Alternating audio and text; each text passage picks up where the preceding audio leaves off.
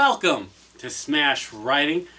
I am Paul. This is Justin. We are back with another animation review. Today is Resident Evil Damnation. Fun fact, when you, in your lovely handwriting, sent over your card of what films that we're going to do today, I was struggling going back and forth. I'm going, like, because when I was like, okay, that looks like Damnation, but I'm like, he was talking about Death Island too. So I was like, damn it, which one? And I was like, I'm running out of time here. I'm going with Damnation because it looked like Damnation. You're correct, it is Damnation. Good, so I reviewed them. We reviewed all these Resident Evil animated movies so much out of order that it's not even funny.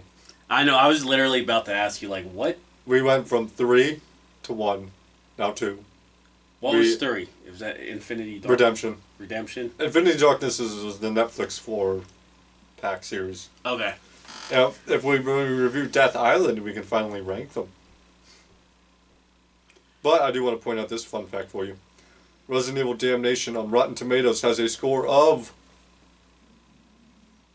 100%. 100% on Rotten Tomatoes. Interesting. Alright, get us started. Let's get us started.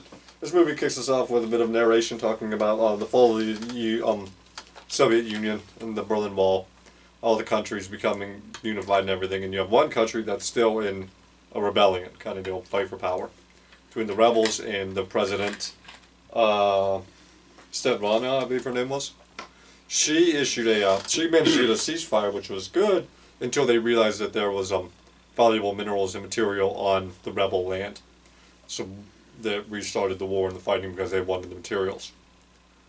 But there have been talks of BOWs being used, biological weapons of war. And biological weapons, I mean, whatever. And this is where the movie kicks off with Leon being dropped into the middle of this battle zone. And he's being recalled. Which pisses him off because they brought him back on vacation to send him here. And he pretty much goes, oh, okay, then I'll give up my citizenship for a little while, and he hangs up. And he's like, oh, she'll tell him I got lost on my way back to the airport. So he's going in to try to figure out what's going on. And he meets up with his contact who is dead. Or dying. And they get attacked by lickers. He manages to fend them off for a little bit until he gets knocked out. But we see one guy who seems to be able to control the lickers. And we, I believe this is where we jump to Svetlana talking to her war generals. We're meeting Ada Wong. I don't think you know who that is. Say it again? Ada Wong. No. No, okay. She's from the games. She meets Leon in Resident Evil 2 when he's a rookie cop. Okay. And she's they never really tell you what her deal is. She's working for a mysterious organization who keeps... Since we're watching these out of order, this is the first and only time in the movie so far.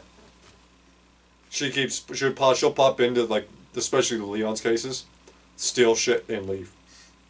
Mm. But there's always been, like, this flirtatious dance between the two of them.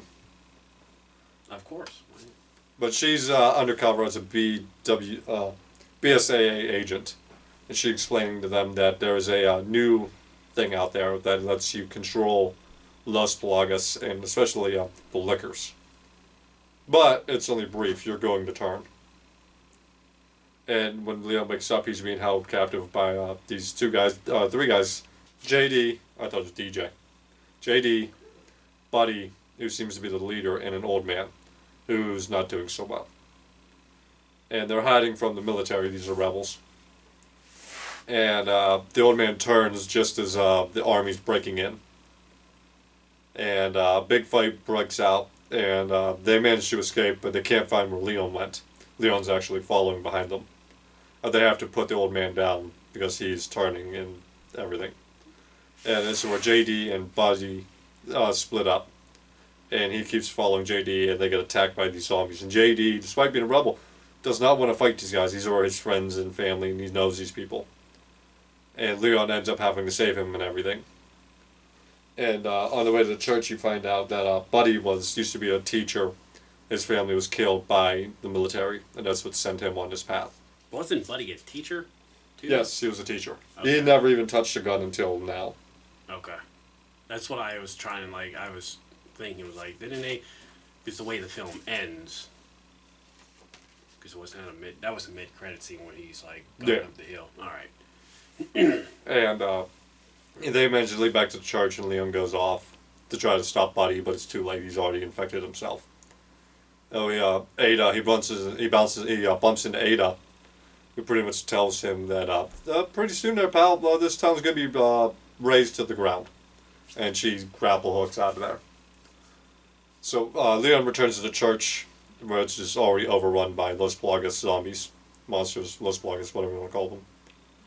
And he manages to make it inside. JD is live at the moment, but he won't be for long. He's infected.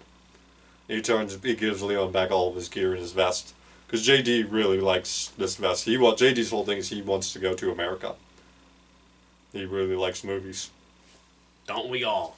But it's too late for him, and Leon has to put him down. He tries to talk Buddy out of doing what he's about to do, but Buddy is dead set on charging the Capitol building. And meanwhile, Svetlana catches on to Ada being a fraud, and there's a big fight between the two of them, but they capture Ada and lock her up. And during the onslaught of the charge on the Capitol building, the Lickers are taking out everyone and everything. Leon makes it into the where they're keeping Ada locked up, and they get her out. And they find out that the president has been behind all of this to make the rebels look bad, because she wants to get into the UN and EU. And she knows that if it looks like the rebels are using biological weapons, then the other countries will come in and squash the threat. Ends up having to set loose the tyrants on Buddy and Leon to get them out of the way. And they're holding their own for a little bit, but the tyrants easily wipe them out. And they're about to attack Leon when missiles, two ships come in and rocket the tyrants out of play. And they're being invaded by Russia and America, I believe. I would think the other one was Russia. Yeah. And the president is forced to resign because she's lost this battle. And Buddy wants Leon to put him out of his misery, but Leon won't do it. And he ends up crippling him to kill the Los Plagas instead of Buddy. Which gives Buddy a second chance on life. Yeah. So it's... And in the end, you see Ada meeting with her employer. They don't show you who it is. And whether or not she'll give him the thing or not is up in the air. And as he said, you see Buddy in a wheelchair heading to a new school with all the kids around him, appearing like he's going back to teaching. And it looks like he's a very happy person. And that is Resident Evil Damnation. Okay, so... maybe, and you said this was part 2 of it. This was part 2. This was the second animated movie. Okay. And I think it takes place between like Resident Evil Revelations 2 and Resident Evil 6. So, my biggest knock really is with maybe as a Resident Evil as a franchise as a whole. I don't know, I don't play the games. It just seems like these films are now kind of being like on a repeat and maybe adding something different each time, but something small. Like you have a human conflict, but then the zombies are still out there with the lickers and stuff like that. Yeah. And it's like, well, that's always let's ignore the zombie in the room and let's have our own, issues and biological warfare and all the damages that come. It just seems like... Well, that's Resident Evil in a nutshell, though. People who think they can control the biological weapons.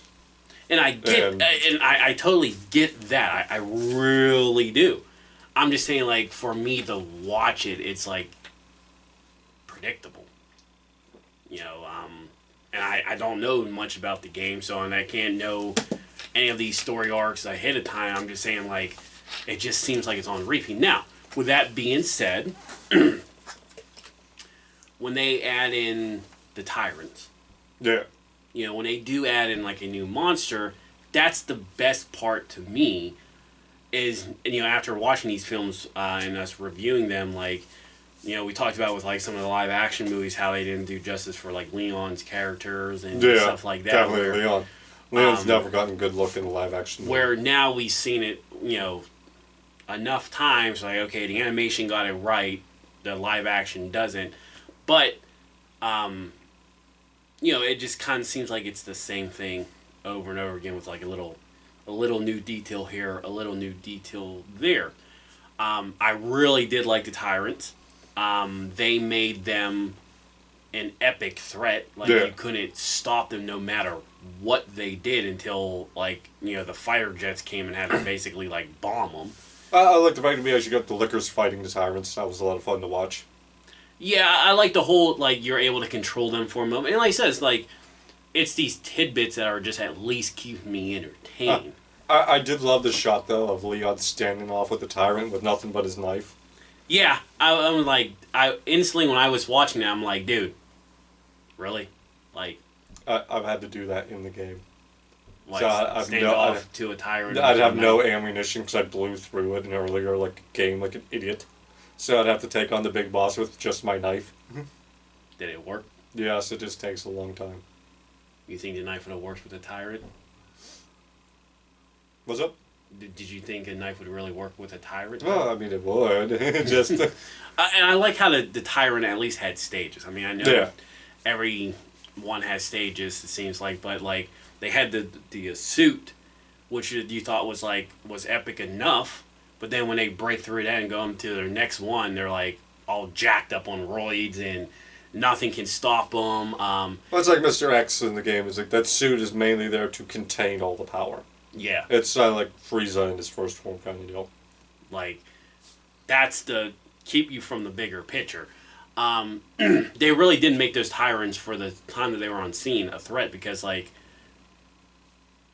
Buddy and Leon and the Lickers did everything they could to stop one. And then after all of that, boom, you realize there's more. There's more coming. And kudos, I like Leon's style.